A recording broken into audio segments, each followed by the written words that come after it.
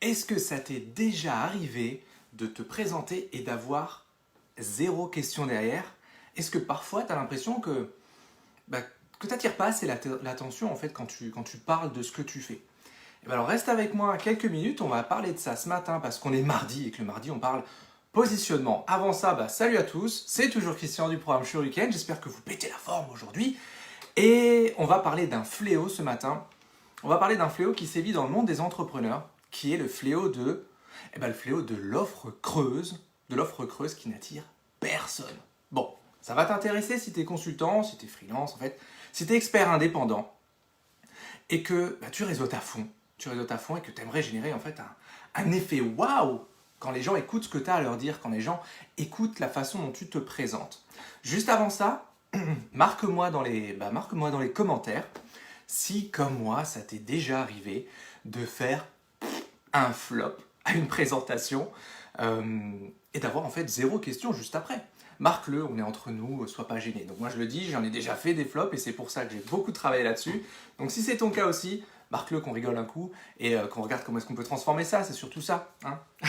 Donc du coup je te disais qu'aujourd'hui on va parler de la problématique d'avoir une offre floue parce qu'au final le problème il vient de là. Quand les gens ne réagissent pas quand tu te présentes ou quand tu expliques ton métier, c'est tout simplement parce que soit ils n'ont pas compris, soit ce que tu leur as donné ne les a pas spécialement intéressés. Donc pourquoi je te parle de ça? Je te disais, je le dis souvent d'ailleurs, je réseaute énormément, je fais beaucoup de réseautage. Pourquoi? Tout simplement parce que ça permet de voir beaucoup de monde sortir de notre solitude, d'entrepreneurs solo, et ça nous permet de trouver aussi des prospects. Alors, j'en parle souvent et il arrive toujours un moment où dans une réunion, il y a quelqu'un qui présente pendant 2-3 minutes son taf, son métier. Il le présente bien, il y a des bons mots, c'est sympa, c'est agréable, il donne souvent un exemple ou deux, il explique ce qu'il fait. Et en conclusion, il dit, ok, est-ce que quelqu'un a des questions? Et là, vide intersidéral, tu vois, le gros blanc. Assez gênant d'ailleurs. Et là, tu vois tout de suite que cette personne, en fait, déjà, elle est déçue, ce qui est normal. Tu t'embêtes à présenter quelque chose et en fait, tu n'as pas de retour, donc tu es déçu. Elle est déçue, elle est frustrée et elle est aussi assez souvent gênée, tu vois. Et tu veux savoir ce qui se passe dans sa tête? Si ça t'est déjà arrivé, tu le sais. Moi, je t'en parle parce que ça m'est arrivé. En fait, tu te dis, oula, j'ai été mauvais là, j'ai pas été bon, je passe un petit peu pour un naze. Donc voilà, moi ça me rappelle mes premières présentations quand j'ai monté la boîte entre 2018 et 2019. Tout au début, j'étais inscrit, je sais plus, je crois, 8 ou 10 réseaux, enfin, un truc de fou. Au début, tu as le temps, donc forcément, tu vas voir un petit peu tout ce qui se passe, tu es tout content. Et donc là, moi, j'y allais la fleur au fusil, comme j'en vois beaucoup maintenant qui débarquent un peu dans cet esprit-là, sans réellement avoir préparé mon intervention et en me disant, ouais, vas-y, je compte sur mon légendaire sens de la répartie pour faire le job. Ouais, mais ça marche pas, les amis.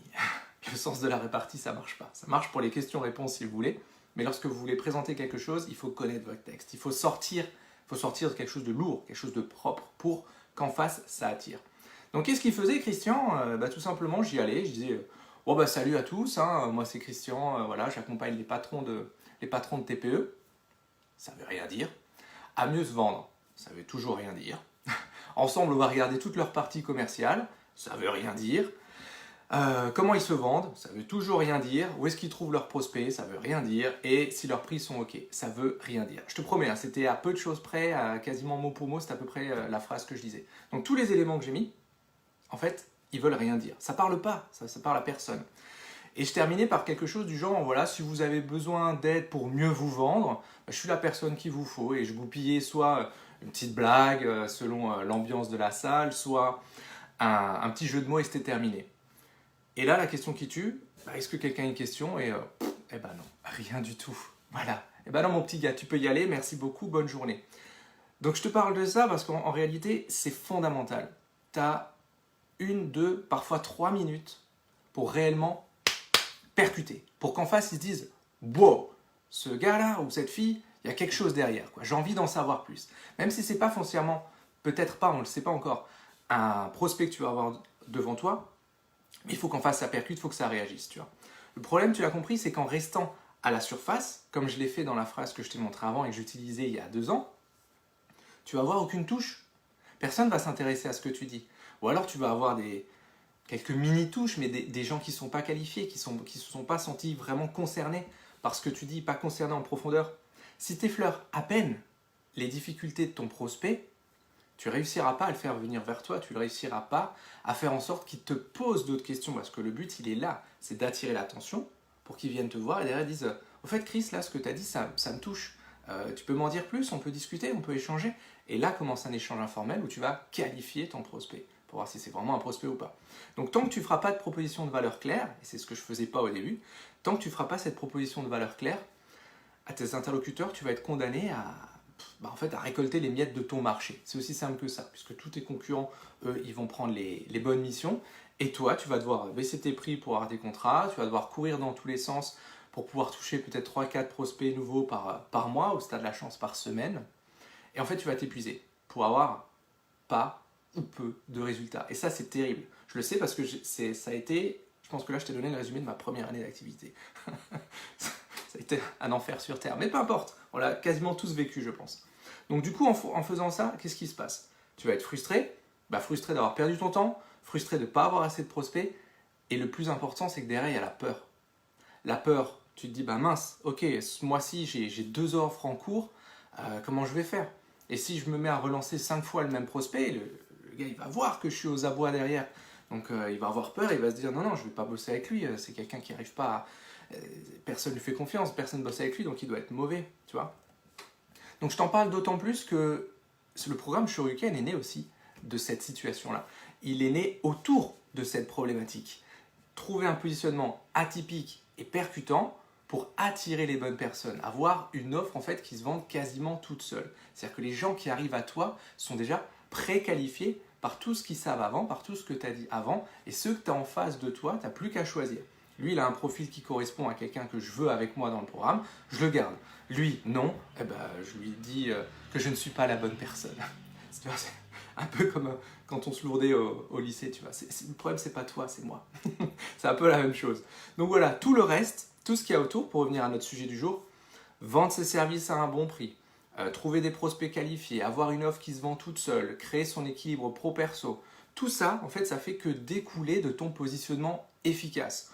Plus ton positionnement, il déchire, plus il est clivant, et là aussi j'en parle souvent, et je fais un petit aparté aujourd'hui, c'est pas le sujet de la vidéo, mais plus tu vas être clivant, moins il va y avoir de personnes qui vont aimer ce que tu fais, c'est vrai, mais plus il va y avoir, en fait, plus les personnes qui aiment ce que tu fais, elles vont l'aimer encore plus profondément, on va dire, c'est-à-dire que tu vas plus s'accrocher.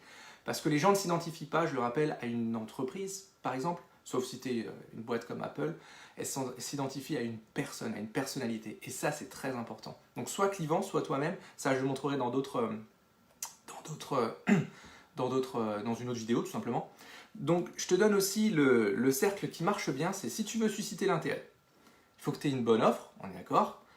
Pour avoir une bonne offre, celle-là elle va découler de ton positionnement, il faut qu'il soit vraiment différent de tes concurrents, et si ce positionnement est différent, tu vas susciter un intérêt. Tu vois cette roue-là, c'est ça, c'est là où il faut que tu mettes ton effort, c'est ça qu'il faut que tu alimentes. Donc je vais conclure en disant, tu sais ce qui se passe une fois que tu as trouvé ta place dans ton marché concurrentiel? Je vais te le dire. Tu vas attirer l'attention, j'en ai déjà parlé. Tes interlocuteurs vont venir te demander plus de détails, d'en dire plus sur ce que tu fais. Tu deviens intéressant et ça fait plaisir. Et surtout, tu n'es plus seul dans ton coin à ronchonner ou à gribouiller des notes en te disant « Tiens, je pourrais modifier ça la prochaine fois », alors qu'on sait très bien, tu ne le modifieras pas. Tu vas parler de toi plus facilement, ça va accrocher en face, ça fait plaisir. Et en fait, tu n'as plus besoin de te demander si telle ou telle personne, elle va être intéressée ou pas par tes services parce que tu vas pouvoir le filtrer, ton discours va le filtrer. Et tu n'auras plus besoin d'utiliser cette fameuse phrase que j'entends encore et qui, moi, elle me rend fou, c'est « Si vous connaissez quelqu'un qui connaît quelqu'un qui connaît quelqu'un », j'en peux plus de cette phrase. Donc ça, tu laisses aux autres, à ceux qui n'ont pas réussi à se présenter correctement. Maintenant, toi, tu as la méthode pour le faire bien. Je te donne un exemple, en fait, maintenant, à chaque fois que je présente mon métier, plutôt la façon dont je le fais, dans des réunions où on est à peu près 10-12 entrepreneurs, j'ai systématiquement entre 2 et 4 personnes qui m'écrivent en privé dans le chat pour en savoir un peu plus sur ce que je fais. Donc, je ne te cache pas, c'est super confortable parce que du coup, tu sais vers qui t'orienter et ça, c'est cool. Mais tu peux avoir le même type de confort. Il suffit de suivre ce que je t'ai dit juste avant et je te donnerai plus d'exemples une autre fois. En fait, tout vient de ton offre et surtout de ton positionnement et c'est à nouveau le point que je voulais traiter aujourd'hui. C'est ton positionnement et les clés, atypique et percutant. plus tu seras précis et pointu dans ton discours, plus tu vas sortir du lot et tu vas laisser à tes concurrents les missions sans vie et sans marge en fait, hein. Des chasseurs de prix, tu sais, ces prospects qui veulent 4-5 devis urgents et puis qui ensuite ils font le mort pendant 15 jours pour se décider finalement sur une remise, quoi. Celui qui fait la plus grosse remise, il remporte le marché. Donc ça, c'est terminé. Donc voilà, je sais que ça te sera utile pour la suite, que tu vas y méditer, tu vas y réfléchir plutôt, pour faire un pas de plus vers un positionnement un peu plus atypique, un peu plus percutant. Marque-moi dans les commentaires si aujourd'hui tu arrives facilement à sortir du lot ou si c'est vraiment trop compliqué, que le marché est trop tendu. Je te répondrai pour qu'on puisse y arriver ensemble, ok? Je te répondrai pour te donner des billes et des astuces pour que tu puisses travailler ton positionnement. D'ici là, les amis, comme d'habitude, soyez totalement atypiques, complètement déraisonnables et prenez soin de vous aussi. A plus, c'était Chris du programme Shoryuken.